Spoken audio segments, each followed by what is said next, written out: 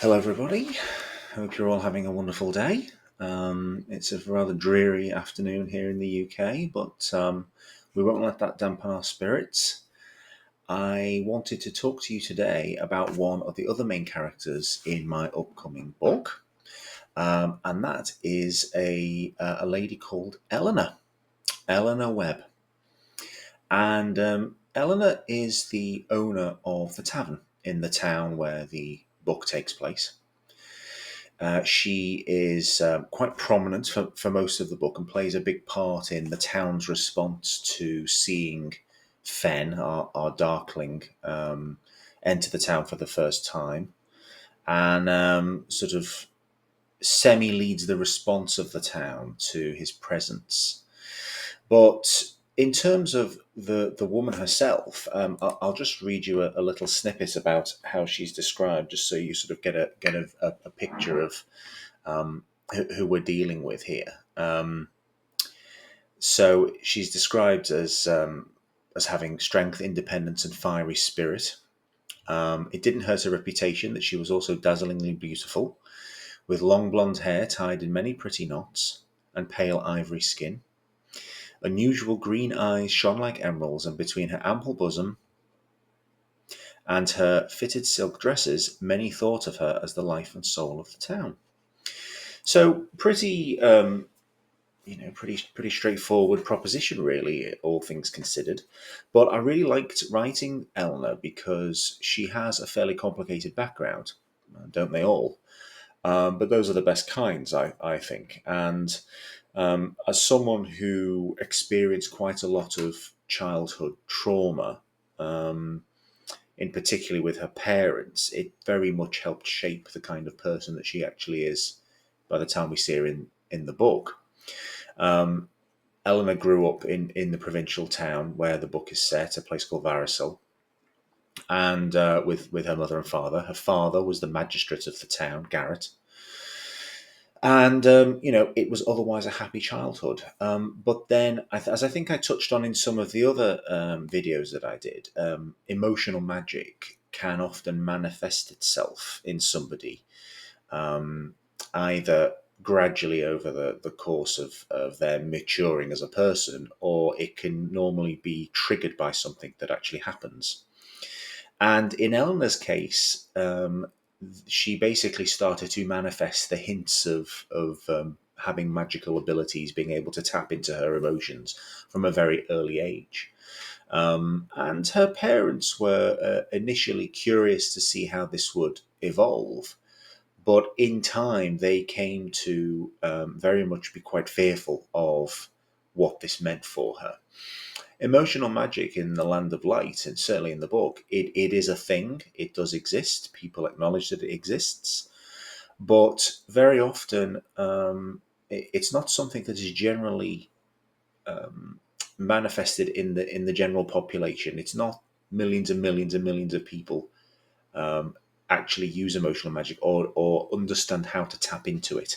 As I explained in previous videos, emotional magic is very much like a pool of emotion that you sort of dive into and you sort of fetch your feelings from, and then you can manifest them into fire or to lightning or something elemental.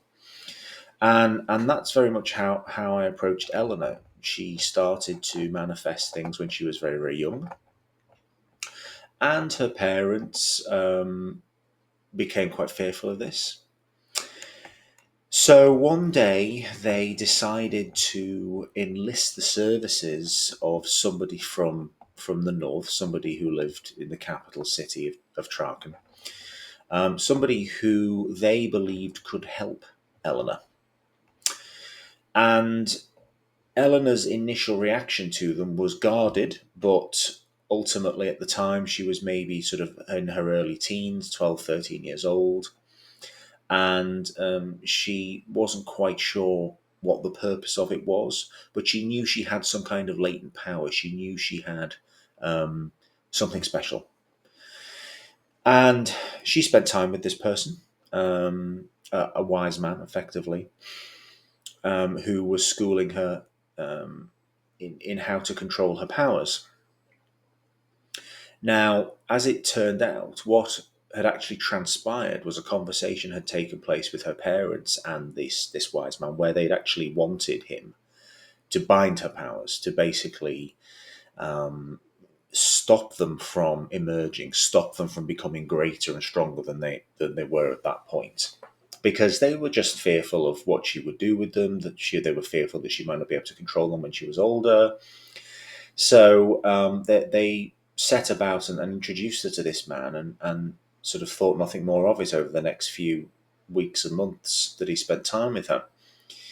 What actually transpired was that this man was encouraging Eleanor to how to tap into it more.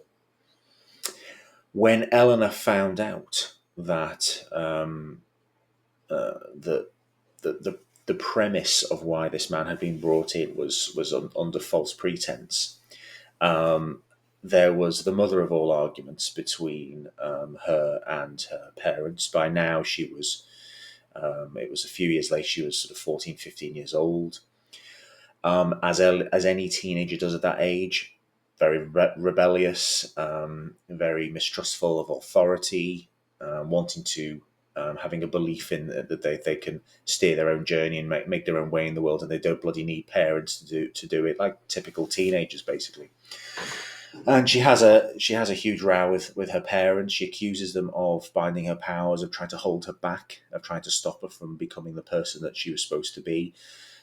Alternatively, obviously, from Garrett's point of view, he was just trying to protect her from the world. As a magistrate, he was used to seeing the worst of people, and he didn't want her to carry the burden of emotional magic that he feared she may either end up losing control of, abusing, that it might get her into trouble one day.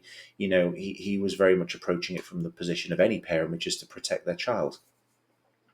And inevitably, as kids grow up, sooner or later, parents have to start letting go. They have to start appreciating that the child isn't a child anymore. It's a young adult. They're going to make their own way in the world, whether they want them to or not. And as I say, a huge row erupted, and there were terrible, terrible consequences without going into any more detail. So fast forward sort of 10, 15 years, and we find Eleanor as the owner and proprietor of the tavern in the town. And she has undergone a transformation in those years. Estranged from her father, Garrett, who is no longer the magistrate of the town, she decided to set up the tavern, roped him in to help, and he kind of did so, believing that it would be a way to build bridges with her as they were building the tavern. It didn't work out that way at all. And now, estranged from her father, she very much is an independent person, very well, highly respected by those who frequent the tavern and the community in general. But something else happened to Eleanor as she was growing up, and in the aftermath of that fateful night with her parents, she was searching for meaning. She was grief stricken, and she was searching for answers, and she wasn't really sure where they were going to come from. And then rumours were abound of a being in the capital who was spreading a message of hope and love and light, being kind to others, being selfless in your pursuits and in your dealings with other people. And first and foremost, a belief that the land was soaked in darkness and evil, and it needed to be restored to a time of goodness, to a time of light and joy, where the people would be as one, and that love and kindness would rule above all else. And Eleanor really bought into that. She loved it. She loved the ideas. It's hard not to. Very enticing idea. A very intriguing proposition.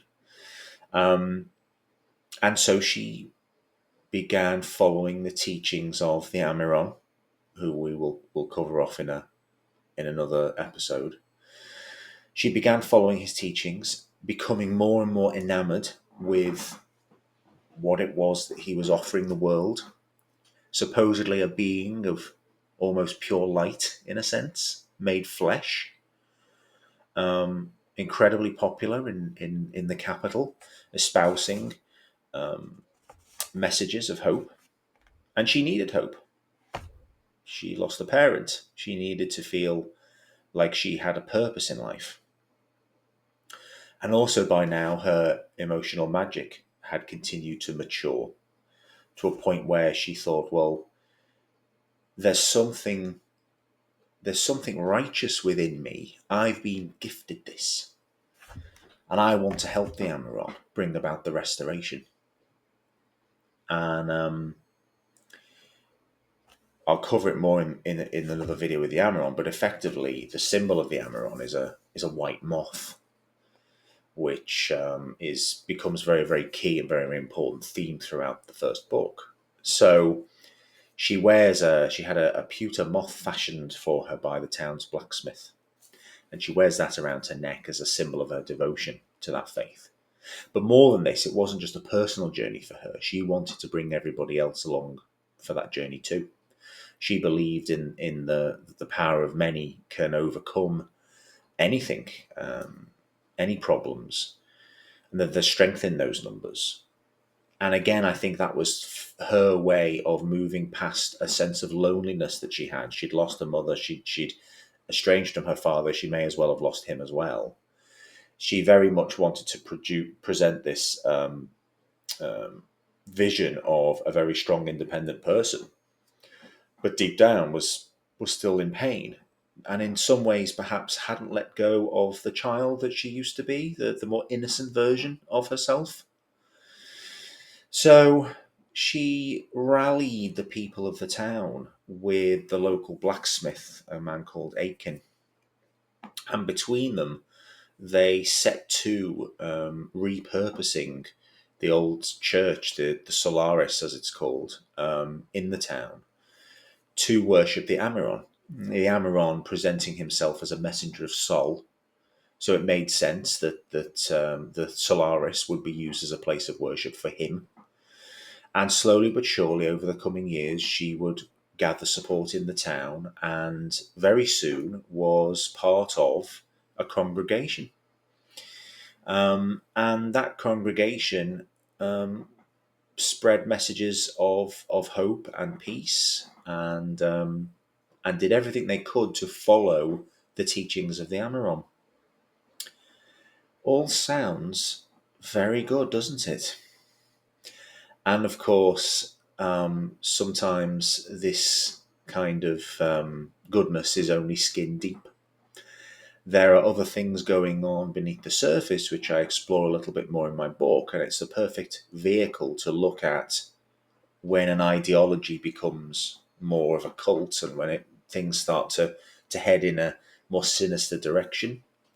Um, so yeah, it was a good platform for Eleanor to get herself involved in. It was a good cause for her to get subscribed to and and embrace. But ultimately, remains to be seen whether or not it actually does her any good in the long run. And on that tantalising note, shall we say, which I'm sure you'll read more about once the book comes out, we'll leave it there. But thank you for your time today. Please do remember to like, share, and subscribe. Yeah, I'll see you on the next one, when we'll be exploring a little bit more of some of the other characters in Eleanor's life. Until then, take care and goodbye.